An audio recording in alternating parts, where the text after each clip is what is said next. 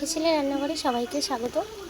আজকে দুপুরে রান্না হচ্ছে দেখো, লোটে মাছের ঝুড়ি ভাজা, একদম ঝুরঝুরে একদম লোটে মাছের ঝুড়ি ভাজা।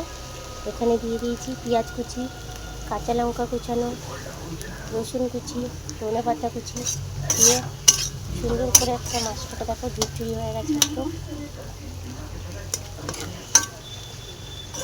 সুন্দর লোটে মাছের ঝুড়ি ভাজা রেডি। পুরো ভিডিওটা দেখার জন্য অনুরোধ করবো। ভালো লাগলে অবশ্যই লাইক করো, কমেন্ট করে সাবস্ক্রাইব করে দিও। এখানে লোটে মাছের ঝুড়ি ভাজা হচ্ছে আর একদিকে কী রান্না হচ্ছে তোমরাই বলো, বলে কমেন্ট করো। যে